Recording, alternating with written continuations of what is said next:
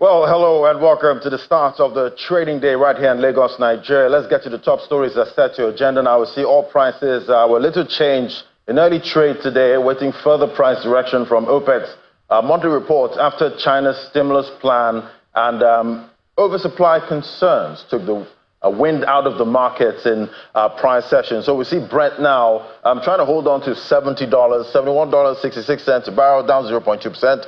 And we see WTI crude losing that $70 psychological level. 68 in early trade now at $67, 0.3% down. Let's get a check now on the FX market.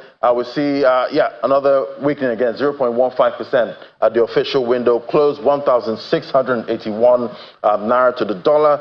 We see for the NAFEX windows, the same thing, 0.37% down. So weakness in both windows, $1,679. So we still see that range between 1,600, 1,680 at this point. And it's another dip there with the naira settling at a lower range. But at the end of the day, everyone's watching what the inflation number is going to be, and that's coming up on Friday, and how the central bank will handle this volatility that we see in the FX market. So other stories now, the value of unsold goods held by Nigerian manufacturers has surged by 357%, reaching 1.24 trillion naira in the first half of 2024. And that's up from 271 billion in the same period last year. This increase, highlighted in the Manufacturers Association of Nigeria's H1 24 economic review, is largely attributed to a sharp decline in consumer purchasing power. Factors such as escalating inflation, removal of fuel subsidies, and the devaluation of the naira have significantly eroded demand and locally produced goods. In response to the mounting challenges, the Nigeria Employers Consultative Association warned that failure to address these issues could lead to more business closures, higher unemployment, and greater social unrest. Meanwhile, the Association of Small Business Owners of Nigeria pointed to the influx of imported goods following the lifting of import bans as another contributing factor to the decline in competitiveness of domestic products. And 18 months after the commencement of commercial operations at the Lekki Deep Sea Port, a new alliance made up of COSCO, One, and Zim shipping lines have been launched at the port. This was signaled by the arrival of EA Centros, one of the largest COSCO vessels to call Nigeria. And this, according to stakeholders, is a major boost to international trade in the country. Take a listen. The arrival of EA Centauros, a 277-meter-long container vessel with a handling capacity of 7,000 TEUs at the Lekki Deep Sea Port, signals a major advancement in the Nigerian maritime sector and international trade.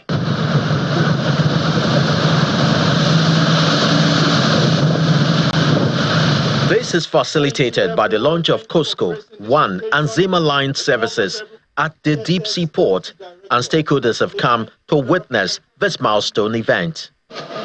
This event marks a crucial milestone in the terminal development and the capacity expansion of our terminal.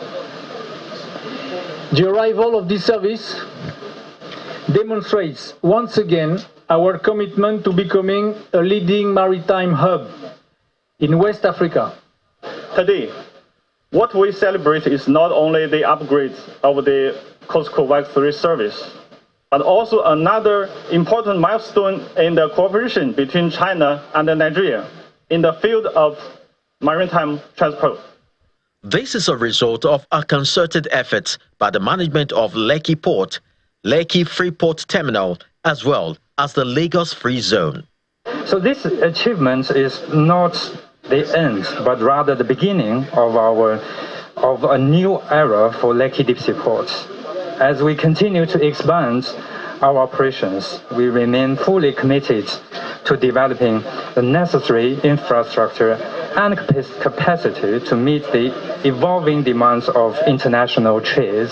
The launch of this alliance is of a very important economic significance. is significant because it gives customers more options and allows more customers to have access to the state-of-the-art facilities that we have in Lekki Port. So it's a really, really momentous occasion for us. And it also allows growth of the enterprises in the Lagos Free Zone, and in fact in the entire Lekki economic axis, because that means that you can bring in your raw materials through this port, get them in your factory, and then the finished products you can export to other parts of Africa and in fact the world. So this is the economic rejuvenation that we are looking for, and Lekki Port and Lagos Free Zone are here to do our own bits to ensure that the country gets better. It's been 18 months since the commencement of commercial operations at the Lekki Port. Now that COSCO, ONE and ZIM shipping lines are on board, the opportunities here are becoming endless. All right, so our first conversation, raising capital in international markets from Nigeria can be a complex and challenging process. The country's uncertain foreign exchange policy and risk of central bank rationing US dollars can make it difficult for businesses to secure, this funding. But let's explore strategies, Nigerian companies can adopt to access international capital markets and secure the funding they need to grow and expand. Joining us to discuss this is Mojisola Humponu-Wosu. She is the founder, CEO, Woodhull Capital. Great to have you on the show. Good morning. So, in light of Nigeria's current, economic challenges, what strategies will you say are being implemented to attract, foreign investors into the country? We've, heard of challenges, when it comes to, bringing money in and, taking all of that out when you want to, take profit and, move foreign currency out of the country. And we've seen challenges, with that. So talk to me about, what factors, play a critical role in shaping investor confidence, in the Nigerian market. Okay, good morning. It's lovely to be here. At Woodhull Capital, we actually emphasize the strategic position that Nigeria in particular plays in the African ecosystem with a growing youthful population and an entrepreneurial population. So we try to focus and emphasize on the strategic nuances of Nigeria and on its own and its positioning as the largest economy in Africa. We liaise with various international investors, international banks, DFIs, and we showcase the best of what's available in this country. We showcase various economies or various businesses in technology, in agribusiness, in hospitality, particularly in healthcare. And I don't know if you follow us and the story of Woodhull Capital, we are actually positioning a license that we got from Central Bank of Nigeria to focus on the creative economy. These are the various things or some of the things that we do to ensure that international investors have a spotlight on what's available in Nigeria. And I know you deal with most of these international investors. Do you think they're warming up to investing in Nigeria more than the previous administration? I certainly think that there are efforts with the current government to showcase the diversification of options in the country, particularly the non-oil exports. I certainly think that the regulatory framework and there's efforts with the regulatories and particularly the central bank when it comes to the international capital markets to reduce currency fluctuations and the volatility inherent in that. So there are efforts, and I think they are being noticed and they are attracting some level of interest from international investors, yes. We keep talking about, SME funding, and, I know you've secured some money, about $25 million, to, fund some of these SMEs. So talk to me about how these funds will be allocated and, how SMEs can actually access these kind of funds, that companies mostly have. Yeah, so indeed we announced last week that we signed a $25 million line, particularly focusing on SMEs. And what we plan to do first and foremost before deploying and disbursing is to actually identify the various SMEs that may need capacity building, particularly in their due diligence, ensuring that there's business transparency, and making sure that they have access to international markets. So the line that we announced last week will be focused on export-ready SMEs, those who have capacity to export, because we believe that this would help generate FX income and revenue for the country. So the line would, first and foremost, would focus on capacity building, ensuring that they have access to markets, that they're export ready, that they actually understand what the international markets need, make sure that their quality of the products that they are getting ready is up to international standards. Then we'll begin to help them pay suppliers or pay local businesses and create funding across the value chain until exports. And, looking at some of these, export-oriented SMEs, are you seeing, some that have, potential to actually do very well, when it comes to, exports and, somehow also produce and supply locally? Yes, so of course, the obvious one and the obvious new one in the international funding space will be the entertainment industry. There's an uptick of interest in the entertainment industry, and people particularly don't think of them when it comes to SMEs, but you'd find that a few of them are S's, small, and quite a few of them are medium when you compare them to the amount of international funding that is available. And if you look at the film and the music industry, if you look at a unique new economy, you'd find that they are providing their services locally and internationally at the same time. And partnering, and we're exploring different partnerships with this creative economy, and this particularly in the film and music industry. And if you look at it, at the same time as they're serving the local economy, they're exporting their services to the international markets. And that fungibility is of great interest to firms like Woodhull Capital. On the other side is the agribusiness, healthcare, technology-driven businesses, light manufacturing.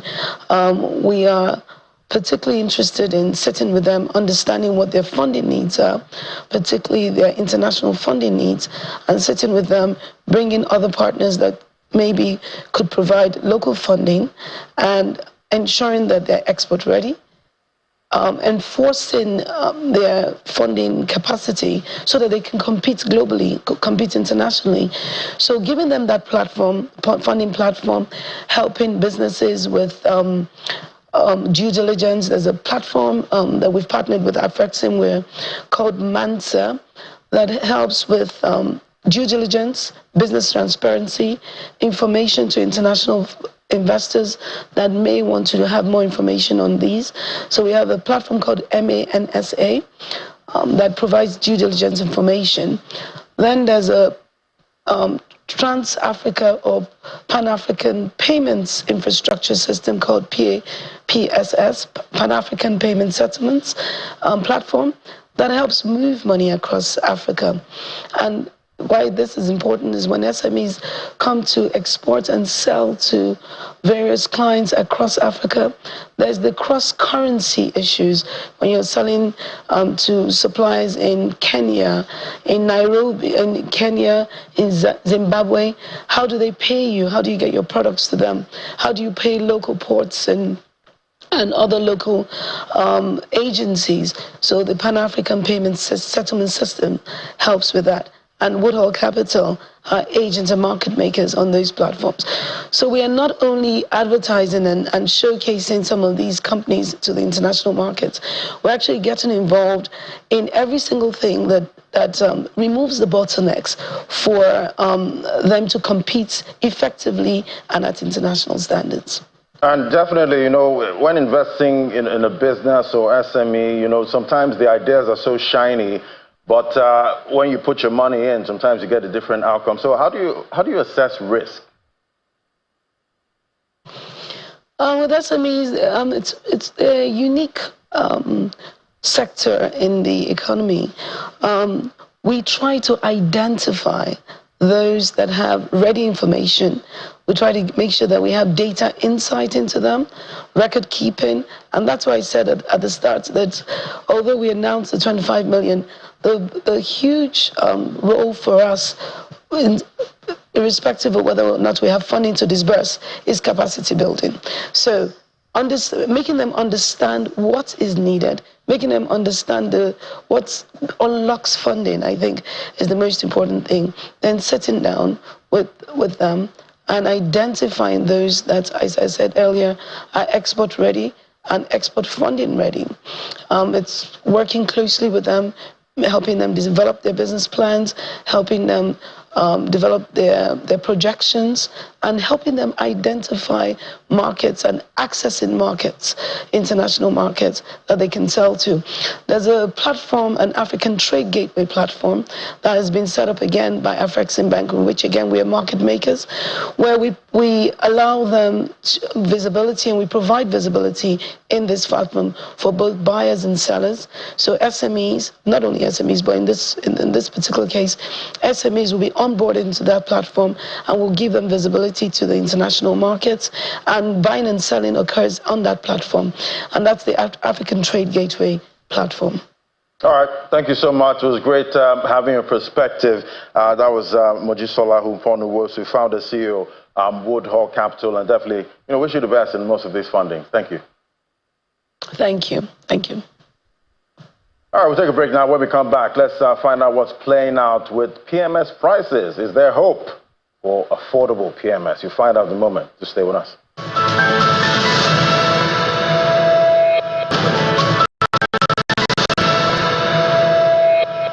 Welcome back to the commodities market. Now we have Mr. Bismarck Ruwani, MD, Financial Derivatives Company, join us via Zoom. Great to have you on the show, sir. Good morning.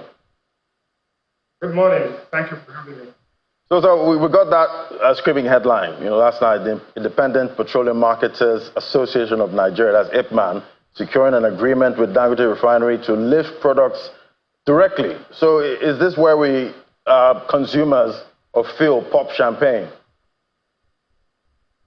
Yes, I didn't quite get that question, but if I thought what I heard was what you said, then let me start off by saying that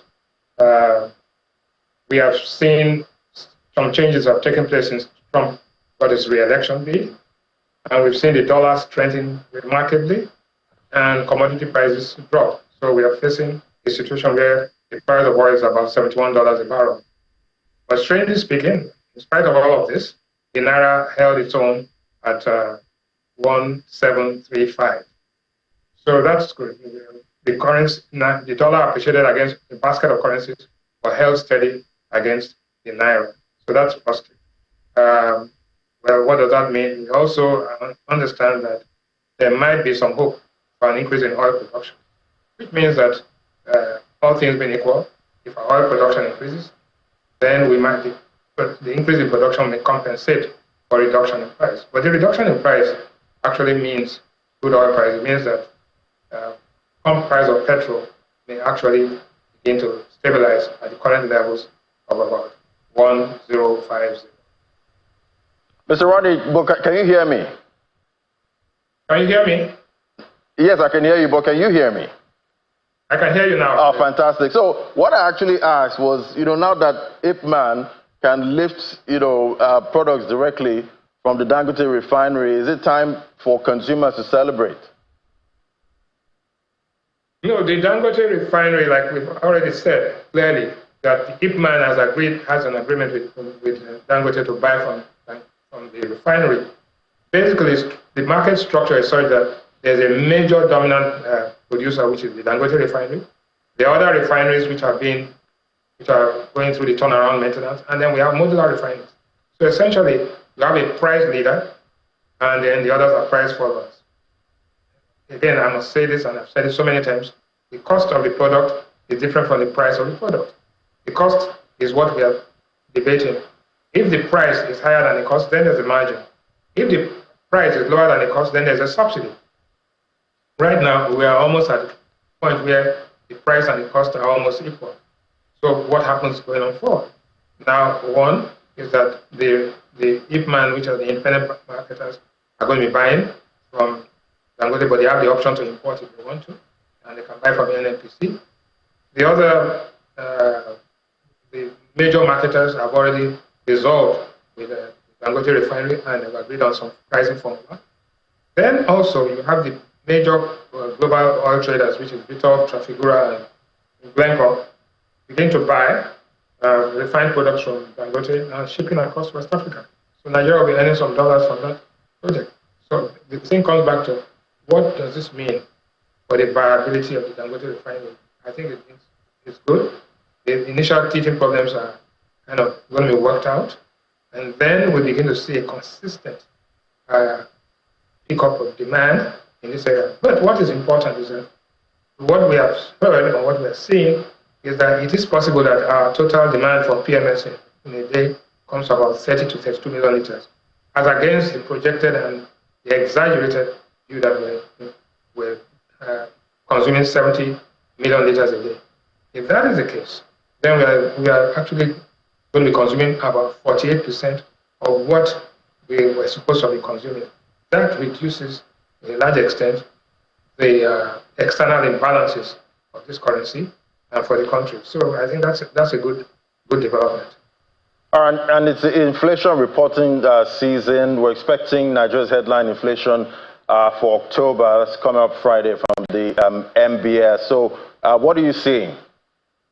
Yes, the FDC econometric model is showing up a number of 33.29, which is about 0.7% higher than what it was in the month of September. And what are the usual suspects? Again, are food items. Food inflation is increasing, but also core inflation has increased to about 27.62%. Now, having said that, what it does mean is that we are comparing the price of goods in October 2024, the price of goods in October 2023. But guess what? In October 2023, the Naira to dollar exchange rate was 810. In October 2024, the Naira exchange rate was 1740. So the Naira more than lost its almost 100% of its value relative to the position. It was 810 to 1740 is significant. Therefore, if for example the dollar was 1740 at this time last year, there would have been actually a reduction in inflation. So the base year effect is that the currency, the value of the currency, is the major causative factor of inflation, whether it's food or non-food, because people use it as a benchmark for benchmarking their goods. One. Two, if the currency depreciates, it means that export smuggling becomes more attractive. People are smuggling goods across the border. So what does this mean? In the final analysis, three things are happening: harvest season, Christmas demand, and exchange rate flatlining. If those three things happen, then we will begin to see a moderation in inflation coming in January and February. But for now, for the month of October, inflation is going to go up to 33. It is possible also that November inflation will increase marginally, because what we have seen is that the increases in the price of petrol are becoming smaller and smaller. So you're going from 989 to 1030 to 1050, maybe to 1080 or 1100, because the price of crude is dropping to $70 a barrel. So all things being equal, the inflation trajectory that was taking us all the way up is beginning to moderate. The higher interest rates is going to have an effect on people's purchasing power. And we are beginning to see some marginal increases in output. The only problem we see today is the power supply. The power cuts, the national grid is actually impeding output and actually leading to higher inflation. And definitely, how do you see all of this impacting the decision? We have the rate setting meeting coming up this month by CBN MPC. I didn't get that again. How do you see all of this impacting the decision at the next rate setting meeting by the MPC? Yes, if I heard you right, there's the NNPC factor, and we also are having I think I got that right. We are beginning to see the effect of these on domestic commodities, of this increase in the price of petrol and power cuts on domestic prices. If I'm speculating that I'm getting you right. Now, what it does mean is that we've seen, and I can go to specifics, we've seen the price of rice drop from 120, 130 to 110,000 naira for a bag. We've seen the price of onions spike sharply. And we've seen also the price of flour, imported wheat flour, stay flat at 65,000. But what is more, the drastic increase we've seen is that of onions, which is now 150,000 naira a bag. You have the red onions and the white onions, and both are going higher. But cassava gari has actually come down by almost 2% to 37,000 naira.